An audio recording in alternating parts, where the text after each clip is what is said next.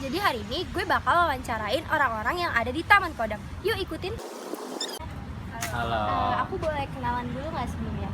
Boleh. Oke, nama kakaknya siapa? Bildan. Oke, nama kakaknya siapa? Aku Kiva. Kakak pakai sosmed apa ya? Instagram sih biasanya. Aku juga pakai Instagram. Oke, kakak pada masih SMA kan? Iya. Menurut kakak, sosmed kakak itu bisa dimanfaatin apa aja sebagai pelajar? Kalau aku sih buat ngabarin teman kalau mau kumpul bareng. Kalau aku beragam sih, kayak ngabarin teman juga, terus suka ikut organisasi-organisasi gitu di Instagram. Dan organisasi di Instagram tuh ngebantu aku banget buat berorganisasi di sekolah juga. Oke, segitu aja. Makasih banyak ya kak wawancaranya. Wah, pemanfaatan media sosial mereka berbeda banget. Apa yang pengaruhi perbedaan itu? Oleh karena itu, kami dari IS14 sebagai peserta didik SMA yang 81 Jakarta memilih judul penelitian kami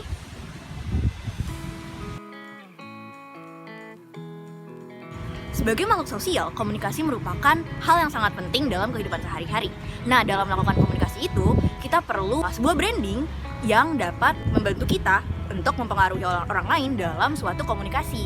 Nah, menurut Timothy P.O. Brain, kualitas atau nilai yang dimiliki seseorang yang dapat mempengaruhi emosional orang lain disebut personal branding. Nah, personal branding ini memang bisa tercipta secara sendirinya melalui interaksi-interaksi antara individu dengan individu lain. Namun, personal branding juga dapat kita bentuk secara langsung dan tidak langsung melalui beberapa media sosialisasi. Nah, pada era yang serba digital ini, media sosial merupakan makanan sehari-hari bagi seluruh masyarakat di Indonesia.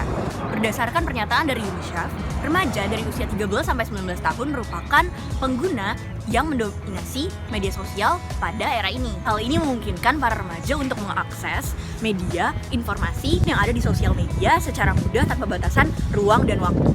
Mereka juga dapat memposting cerita, informasi yang berhubungan dengan diri mereka pribadi. Faktanya para remaja ini belum mengerti bahwa apa yang mereka publikasikan di media sosial dapat berpengaruh kepada masa depan mereka. Para golongan pelajar ini masih tak sadar bahwa Human Resource Department sudah mengakses sosial media untuk mengetahui sumber daya manusia mana saja yang dapat mereka manfaatkan.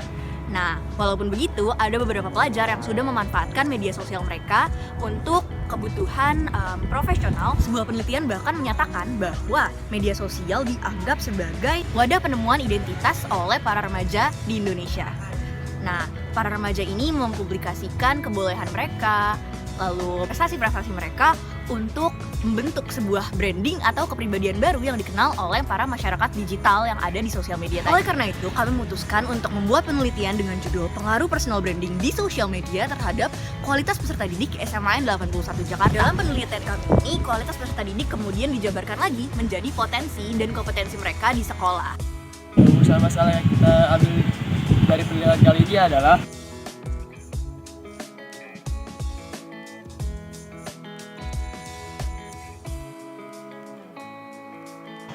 dan tujuannya adalah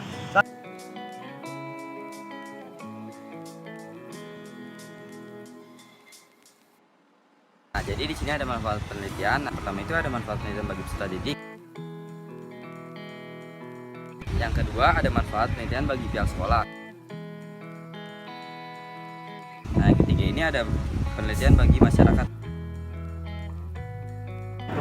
personal branding dapat didefinisikan sebagai proses pembentukan persepsi sebuah masyarakat terhadap aspek-aspek juga identitas yang dimiliki seorang individu seperti kepribadian, kemampuan, dan nilai. Personal branding peserta didik dapat mempengaruhi peserta didik. Personal branding juga dapat bisa menjadi kekuatan yang efektif untuk membuat diri lebih tampak di sekolah yang dapat mempengaruhi terhadap potensi peserta didik di sekolah. Jadi di sini ada kualitas peserta didik. Nah, kualitas peserta didik ini dibagi menjadi dua. Yang pertama ada potensi peserta didik. Nah, potensi peserta didik ini merujuk pada peluang yang dihasilkan berdasarkan kemampuan, bakat, dan kecakapan yang dimiliki dan dapat dikembangkan serta ditingkatkan melalui pendidikan dan pembelajaran. Nah, besar potensi peserta didik ini dapat menggambarkan peluang karirnya di masa depan. Kedua ini ada kompetensi peserta didik. Nah, kompetensi berarti pengetahuan, keterampilan, dan nilai-nilai dasar yang direfleksikan dalam kebiasaan berpikir dan bertindak. Sama, waktu dan tempat penelitian. Nah, waktu penelitian kami bagi menjadi 3 proses, yaitu pertama, proses wawancara terhadap sumber populasi, kedua, proses wawancara terhadap sumber sampel, dan ketiga, proses analisis pengolahan data. Kami melakukan penelitian selama 3 bulan, yaitu bulan Maret, April, dan Mei pada tahun 2023. Dan tempat pelaksanaan penelitian kami adalah di SMAN 81 Jakarta. Sumber data yang kami ambil adalah sumber primer atau sumber yang langsung diambil dari tempatnya, yaitu peserta didik di SMAN 81 Jakarta. Nah, sumber data yang kami ambil terbagi menjadi 2, yaitu sumber data populasi dan sumber data sampel. Dalam hal ini, sumber data populasi merupakan keseluruhan dari peserta didik SMAN 81 Jakarta.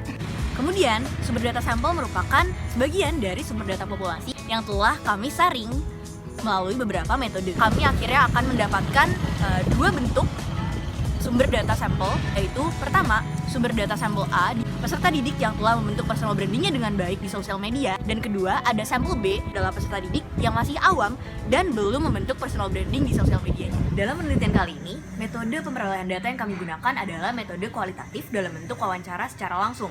Wawancara yang kami lakukan terdiri dari 3 tahap wawancara terhadap 2 jenis sumber, yaitu sumber populasi dan sumber sampel.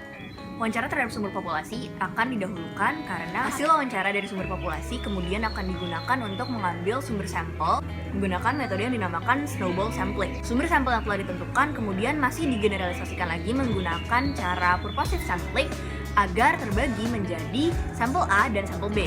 Kemudian, sampel A dan sampel B ini akan diberikan wawancara lagi dengan 2 jenis pertanyaan yang berbeda. Untuk metode analisis sendiri kami menggunakan kualitatif. Melalui wawancara sumber secara langsung, data ini akan diolah dengan diverifikasi. Lalu, data hasil wawancara yang telah direduksi dan disajikan secara terstruktur dianalis lalu dibandingkan hingga tercapai sebuah kesimpulan data. Kesimpulan yang bisa kita ambil dari penelitian kali ini adalah memanfaatkan media sosial sebaik mungkin untuk menjaga kualitas peserta didik SMAN 81 Jakarta. Sekian, terima kasih. Bye. Tapi sebelum itu, aku punya pantun nih buat kalian semua. Melihat adik duduk sendiri. Cakep. Sendirian tidak ada yang menemani. Cakep. Sekian presentasi dari kami. Kini saatnya kami pamit undur diri.